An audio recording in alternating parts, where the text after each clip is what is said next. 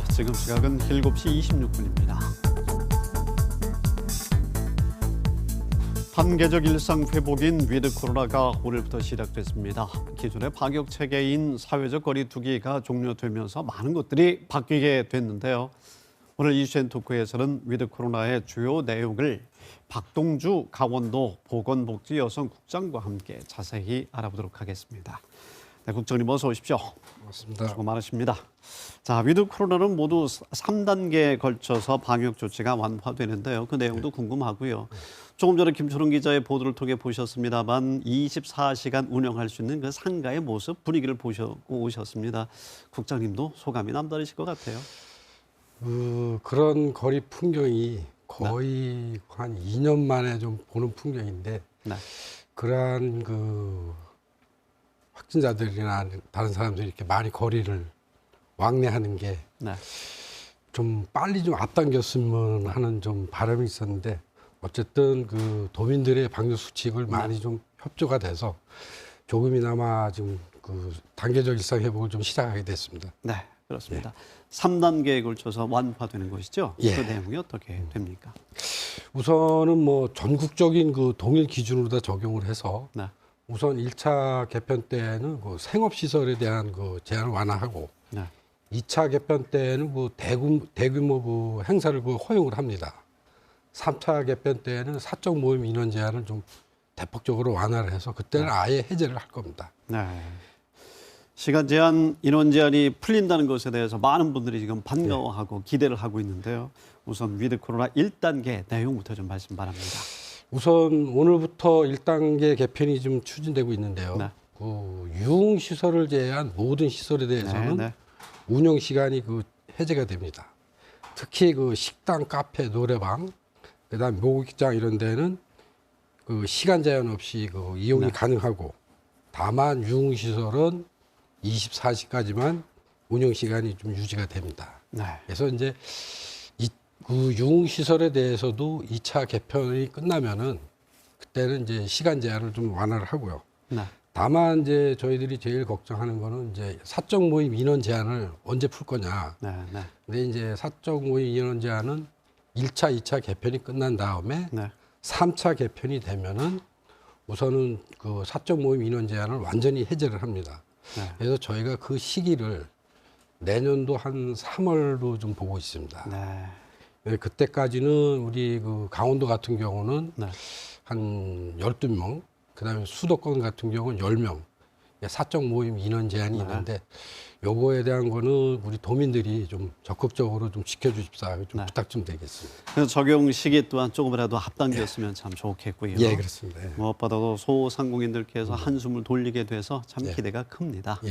네, 여러 가지로 애쓰셨고요. 그렇지만 방역 패스가 적용되는 시설이 있습니다. 좀 자세히 말씀해 주시기 바랍니다. 우선 시설을 보다 안전하게 이용할 수 있도록 방역 패스 개념을 좀 도입을 했는데 예방접종 증명이라든지 PCR 음성 확인 제도를 좀 이게 영구적으로 운영하는 게 아니라 한시적으로 좀 운영을 하려고 합니다.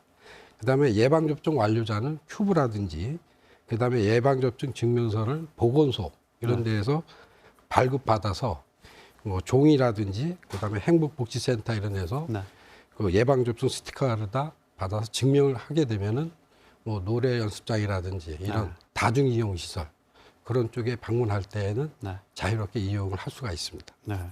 그 방역 패스의 종류, 인터넷도 지금 이야기해 주셨고 스마트폰 이야기해 주셨고 스티커도 이야기해 주셨는데 어디서 어떻게 발급을 받고 어떻게 사용하면 되는지요? 우선은 이분들이 제일 접종이 쉽게 할 수 있는 거는 우리 스마트폰에 이제 큐브라는 앱이 있습니다. 그 앱을 다운받을 수 있고 그다음에 네이버나 카카오 이런 데에서 전자출입 명부 이런 쪽으로 좀 이용을 하고 그다음에 이제 스마트폰 어려우신 분들 종이로 다 이제 접종 증명을 하셔야 될 분들이 있으면 복지센터 이런 쪽에서 발급받아서 시설 운동장이라든지 실내 체육 시설 이용할 때 PCR 검사라든지 이렇게 증명을 하게 되면 편안하게 이용할 수 있습니다. 그렇습니다. 한 번만 스마트폰에 다운받아 놓으시면 여러 가지로 편리하지 않습니까? 그런 생각합니다.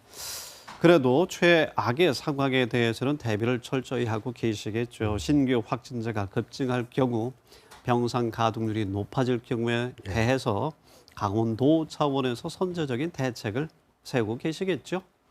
예, 우리 뭐 알다시피 그 방역 조치를 먼저 완화한 뭐 영국이라든지 뭐 독일, 싱가포르 같은 경우는 그 일상 회복을 좀 완화를 해보니까 네. 확진자가 엄청나게 늘어납니다. 그렇습니다. 우리 뭐 도도 그렇고 뭐 전국적으로도 아마 좀 많이 늘어날 겁니다. 현재 뭐 한 1,000명에서 2,000명대가 나오는데 네.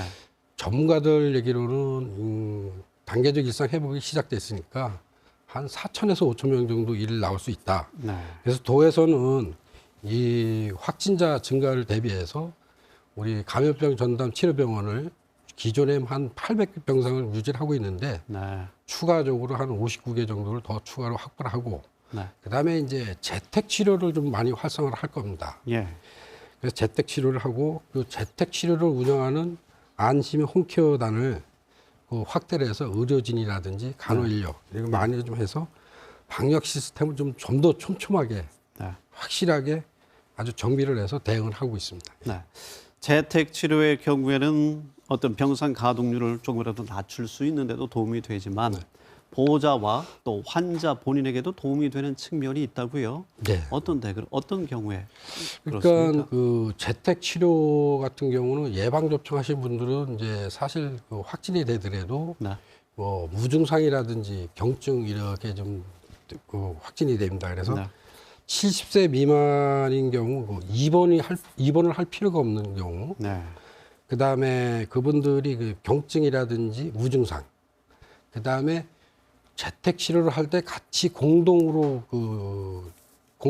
다 생활을 하실 분들이 있습니다. 네. 네. 그분들 중에서도 뭐 예방 접종 하셨다든지 제일 중요한 건 재택 치료를 할 수 있는 네. 환경이 구축됐느냐를 사전에 의료진이라든지 이런 쪽에서 다 미리 검사를 해서 이분은 재택 치료해도 큰 문제가 없겠다. 네. 그래서 특히 재택 치료할 때에는 본인 동의가 반드시 필요합니다. 네. 그래서 그런 거를 잘 염려해 주신다면은 네. 재택 치료가 상당히 확대가 되지 않을까 이렇게 보고 있습니다. 재택 치료의 여건을 확인하고 갖춘 예. 다음에 시행에 예. 들어간다는 말씀이시죠. 예.